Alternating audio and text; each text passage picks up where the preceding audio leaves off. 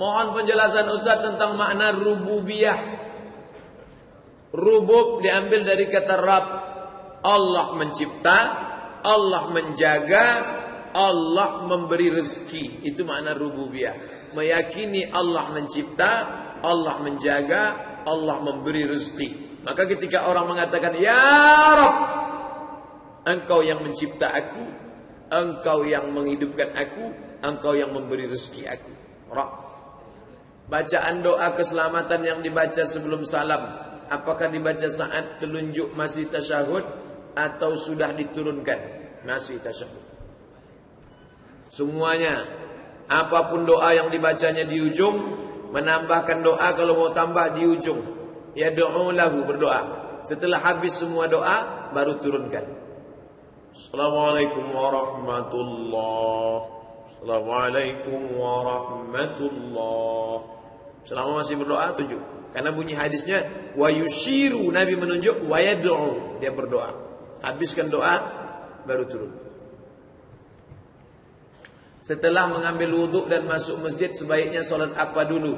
Solat sunat wudhu atau tahiyatul masjid? Tahiyatul masjid dulu, baru solat sunat wudhu. Karena kalau sudah solat wudhu dulu, maka batallah tahiyatul masjid. Karena tahiyatul masjid itu, tengok bunyi hadisnya, iza dakhala ahadukumul masjid, kalau kamu masuk masjid, fala yajlis, jangan duduk.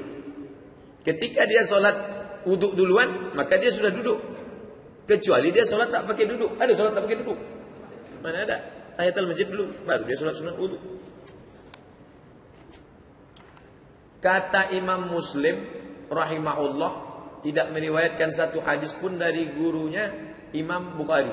Kenapa Imam Muslim rahimahullah tidak meriwayatkan satu pun hadis dari gurunya Imam Bukhari?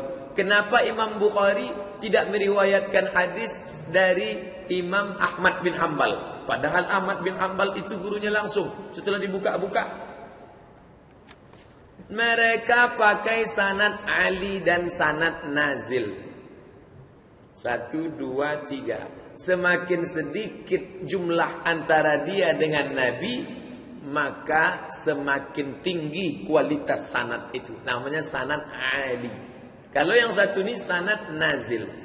Contoh, saya punya murid di kelas internasional.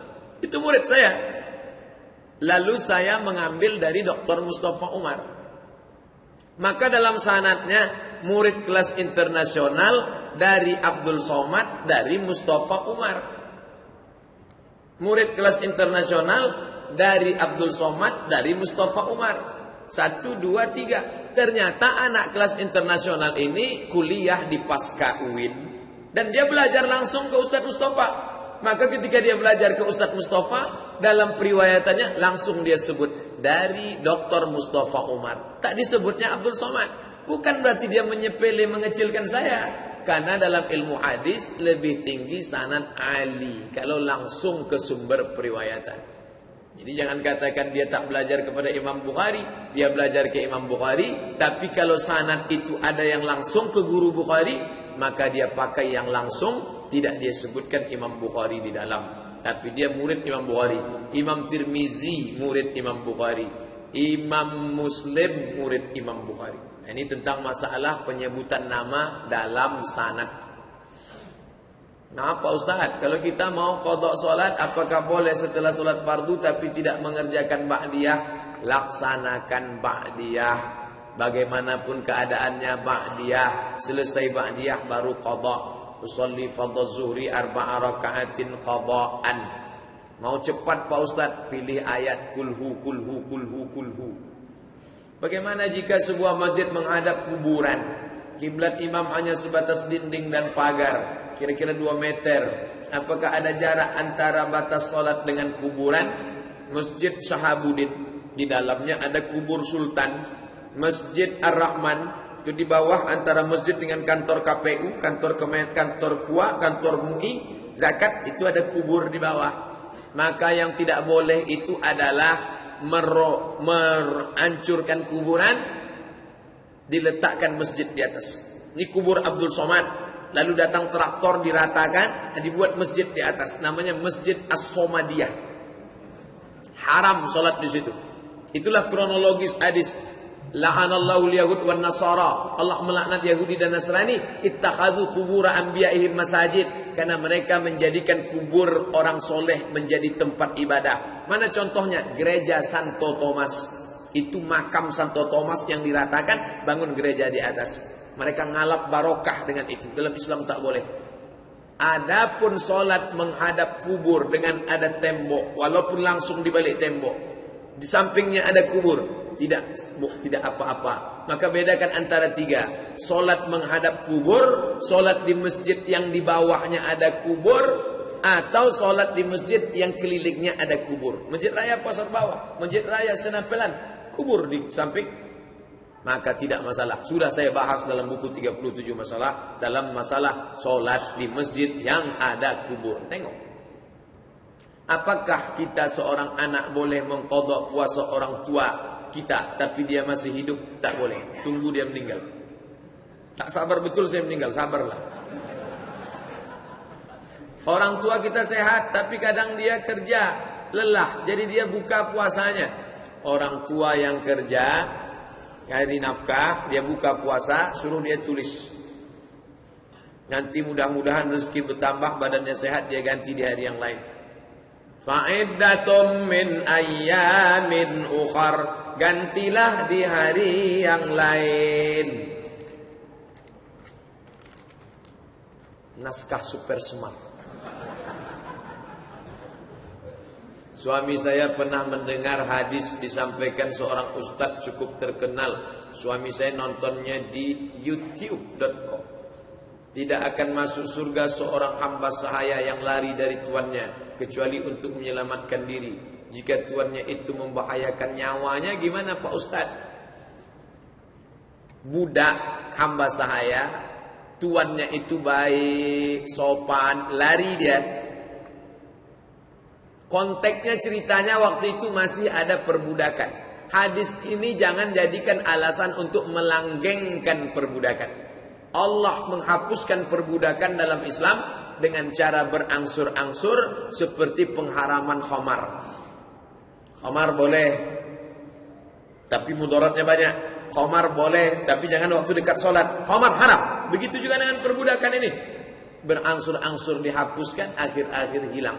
Konteks hadis ini ketika masih ada perbudakan dulu, tuannya baik, tiba-tiba lari budak itu, maka dia dianggap sudah berkhianat. Tapi dalam Islam jangan lupa, kalau mengkaji hadis perbudakan, kaji juga siapa yang memukul wajah budaknya, tebusannya memerdekakan. Siapa yang melanggar sumpah, memerdekakan. Siapa yang maaf memerdekakan. Berapa banyak hukuman-hukuman adalah memerdekakan budak. Maukah kamu kutunjukkan amal paling afdal? Merdekakan budak. Bagaimana kalau membahayakan nyawanya? Wajib dia lari. La tulqu bi aidikum ila tahlukah. Jangan kamu jerumuskan dirimu ke dalam kebinasaan. Tak boleh milih mati. Boleh dia menyelamatkan diri. Tidak akan masuk surga seorang istri yang lari dari rumah suaminya. Si ustaz menyimpulkan bahwa kedudukan istri lebih kurang sama dengan budak. Bila si budak bisa dikerangkeng, maka istri pun bisa dikerangkeng. Ini ustaz ini dikerangkeng orang nanti. Budak itu hak milik, sedangkan istri hak akad. Budak bisa dijual, bini tak boleh dijual. Kalau saya punya budak, budak saya itu kerja, lalu setelah pulang, gajimu mana? Gajimu untukku. Tapi istri tak bisa begitu. Ini kalau ada suami, istriku semua gajimu, itu sama diperbudaknya bininya itu. Akad budak beda dengan akad nikah. Aku nikahkan engkau dengan anakku dengan mahar seperangkat alat solat. Kan begitu bunyinya dulu. Aku nikahkan, bukan aku jual anakku ini kepada engkau dengan... Mana ada orang tua mau menjual anak gadisnya dengan mukena yang harganya 100.000 di pasar Ramayana. Tidak akan terangkat sejengkal pun kepala seorang istri dari sujudnya bila dia durhaka sama suaminya. Ini katanya dari pengajian Ustadz Somad. Mana rekamannya? Semua pengajian kita terekam. Tidak akan terangkat sejengkal pun kepala istri dari sujudnya bila dirhaka kepada... Lau kuntu amiran ahadan, seandainya aku boleh menyuruh orang ayasjuda ala ahadin, sujud ke manusia. Seandainya boleh manusia sujud kepada manusia, maka akan kusuruh istri sujud pada suaminya. Tapi tak boleh, kata Nabi. Artinya apa? Patuh dan taat. Man mata, siapa yang mati, suaminya dalam keadaan ridho kepadanya, maka dia masuk surga. Tapi suami yang bagaimana? Suami yang amanah, suami yang adil, yang membimbingnya dalam jalan Allah. Adapun suami yang berkhianat, maka istri punya hak, nama hak istri khulu'.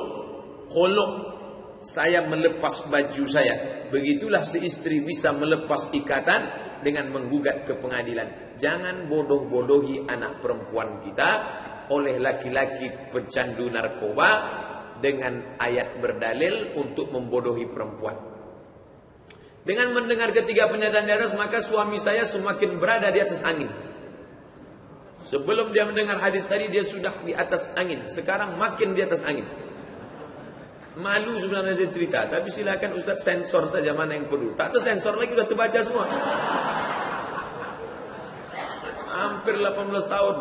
14 tahun makan obat penenang, obat tidur, obat traumatik, 2 kali menjalani talak, tinggal 1 kali saya mengalami KDRT. Sampai 2009 masih mengalami kekerasan fisik, sampai saat ini masih mengalami kekerasan verbal. Saya sudah menjalani berkali-kali ruqyah, ada reaksi apapun, tidak ada reaksi apapun di tubuh. Akhirnya sekarang lebih banyak mengaji dan memahami Al-Quran dengan baca artinya. Maka ibu, padahal dokter sendiri, ini semuanya isinya curhat kepada Ustaz Abdul Somad. Kita doakan, tapi doa tak menyelesaikan masalah kalau tidak ada usaha. Kalau ibu punya wali, masih ada ayah, ayah sudah meninggal, ada abang, ada adik, ada kakak, ada pakcik, ada abang ayah, ada adik ayah, maka suami ini mesti dipanggil, didudukkan, konseling dengan Dr. Mustafa Umar. Beliau itu orangnya lembut, mudah-mudahan bisa dilembutkannya hati suami ini. Kalau dihadapkan sama saya, jangan, makin keras dia nanti. Mohon doa untuk kesembuhan jamaah yang sedang sakit, Bapak Edi Pranoto. Nanti kita mohon kepada Allah supaya diberikan Allah kesehatan, kesembuhan, dijauhkan dari segala malapetaka, bencana dan musibah. Dari Abu Hurairah, Nabi Ibrahim bertemu dengan ayahnya Azar pada hari kiamat. Ketika itu wajah Azar ada debu hitam. Lalu Ibrahim berkata, bukankah aku sudah katakan kepada ayah agar jangan menentang aku? Ayahnya menjawab, hari ini aku tak menentangmu. Ibrahim berkata, ya Allah, engkau sudah janji kepadaku untuk tidak menghinakan aku hari kiamat. Lalu kehinaan apalagi yang lebih hina daripada ayahku jauh dariku? Sesungguhnya aku mengharamkan surga bagi orang kafir, kata Allah. Lalu dikatakan pada Ibrahim, Ibrahim, apa yang ada di depanmu? Maka Ibrahimnya melihat dan ternyata ada seekor anjing hutan. Maka anjing itu diambil kakinya lalu dibuang ke neraka. Apakah anjing yang ada di depan Ibrahim itu adalah Azar yang berubah menjadi anjing, Pak Ustaz? Apa maksudnya? Yang dilihatnya di depan itu apa? Semua orang yang tidak beriman, maka dia masuk dalam neraka jahanam. Kenapa orang kafir itu dikatakan seperti anjing? Tatrukhu yalhath. Kalau kau usir dia, dia menjulurkan lidah. Kalau kau biarkan pun menjulurkan lidah.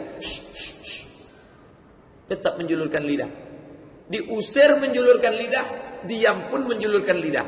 Itulah mengapa orang kafir dikatakan macam anjing. Apakah Azar masuk di dalamnya? Azar masuk di dalam. Semua yang kafir-kafir sama macam Azar masuk di dalamnya. Tatrukhu yalhaz. Kau biarkan dia, lidahnya tetap juga terjulur. Tak ada respon sama sekali. Berceramah Ustaz, khutbah Jumat, tak ada. Not responding. Berapa umur Ismail waktu dia dikorbankan oleh ayahnya? Falamma balagha ma'ahu sa'ya. Quran tak ada menyebut umur. Ketika dia mencapai usia remaja, usia anak remaja belia, falamma balagha ma'ahu sa'ya. Nanti ulama berpendapat, ada yang mengatakan 15, ada yang mengatakan 17, ada yang mengatakan sekian, ijtihad. Tapi yang jelas ketika dia sudah sampai usia balagha ma'ahu sa'ya, usaha anak yang sudah bisa berusaha, sudah akil balik. Bagaimana seharusnya seorang istri yang mengetahui suaminya telah berzina dengan perempuan lain? Menurut kompilasi hukum Islam Indonesia, perselingkuhan tidak terampunkan. Maka kalau ibu menggugat suami ibu ini ke pengadilan, maka hakim tidak ada alasan 99,9%, maka akan dijatuhkan talak. Kenapa? Karena perzinahan, perselingkuhan termasuk pasal yang terberat. Beda kalau suami itu sekedar pemabuk atau KDRT, perselingkuhan di atas. Menurut ajaran Islam, apakah istri ini harus minta cerai atau terus mempertahankan pernikahannya? Ibu panggil wali, lagi-lagi wali. Sekarang wali ini hanya dipanggil waktu akad nikah saja. Habis itu tak tahu dia lagi wali. Maka wali ini dalam Islam luar biasa. Dia tetap ada kuasa. Nanti dinasihatkannya. Setelah itu ibu istikharahlah baik-baik. Kalau rasanya demi anak Pak Ustadz saya pertahankan ini bla bla bla bla bla. Kalau sabar tahankan. Kalau tak sabar tuntut lepaskan. Dia sudah taubat nasuha, tiap hari menangis, mengenang dosanya, terimalah dia dengan baik. Hatta ibu minadz dzambi kama la dzambalah. Orang yang sudah bertobat macam tak berdosa. Ustaz, bagaimana hukumnya kalau kita mandi tak pakai baju? Apa hukumnya? Orang Yahudi mengejek Musa. Musa itu kata dia kena penyakit hernia. Maaf cakap, membesar buah kelamin. Musa tak mau mandi telanjang sama kita. Orang Yahudi mandi telanjang. Musa tak mau mandi sama kita karena dia kena penyakit, malu dia. Nabi Musa setiap mandi di balik batu besar, ada batu mandi. Suatu hari digeser Allah batu itu. Nabi Musa sedang mandi, bergeser batu itu sehingga mereka menengok Nabi Musa. Apa kata mereka? Oh, ternyata Musa tak sakit. Nampak mereka, ternyata Musa tak sakit. Apa cerita di balik itu? Artinya Musa mandi di balik itu. Orang tidak nampak, tapi dia tetap tak pakai basahan.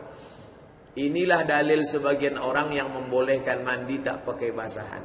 Adapun yang mengatakan mandi pakai basahan adab, karena dia tetap ditengok malaikat kiraman katibin, maka dia tetap. Maka yang paling baik mana? Beradab pakai basahan. Yang paling bagus. Walaupun dia tak ditengok orang, tapi dia menjaga adabnya kepada Allah dan kepada malaikat. Bagaimana kalau setelah mandi langsung berwuduk tanpa penutup? Pakailah pakaian handuk. Kalau cerita sah dan tak sah, sah. Tapi kan kita cerita afdal tak afdal. Nanti bapak bertamu ke rumah orang, dikasihnya makan nasi pakai kecap. Ini kok nasi pakai kecap aja? Ini sah, tapi tak afdal. Kalau mau afdal, ada sampode, ada pula macam lengkap semuanya, ada kelopong, ada. Nah, ini mau afdal. Orang banyak sekarang asal sah aja lah, asal sah aja lah. Kalau tadi solat tak ada qobliyah, tak ada ba'diyah, tak ada. Cepat betul nanti solat. Aku baca Fatihah aja, tak pakai fitah enggak, tak pakai ayat enggak. Mana bisa? Yang penting sah. Nanti pas masuk surga dikasih Allah. Kenapa itu Allah? Sah itu kata Allah. Apa boleh Ustaz kalau kita lagi maaf cakap berhubungan? Ditanyakan kepada Syekh Yusuf Qardawi, dijawab Syekh Yusuf Qardawi, kata Syekh Qardawi itu, kata dia dibacakannya ayat, hunna libasul lakum wa antum libasul lahun. Istri kamu pakaian kamu, kamu pun pakaian mereka. Tutuplah aib dan cacatnya. Nisa'ukum harthul lakum. Istri kamu itu sawah ladang kamu. Fa'tu harsakum anna syi'tum. Kamu datangilah dia dari mana arah saja. Selama maaf cakap, dia tidak berhubungan melalui dubur, lubang anus. Selain daripada itu, maka adapun cara binatang, maka kata Syekh Yusuf Qardawi ini bukan tradisi orang timur, maka ini orang kafir, kata Syekh Yusuf Qardawi. Ada fatwa dia tentang itu. Kunna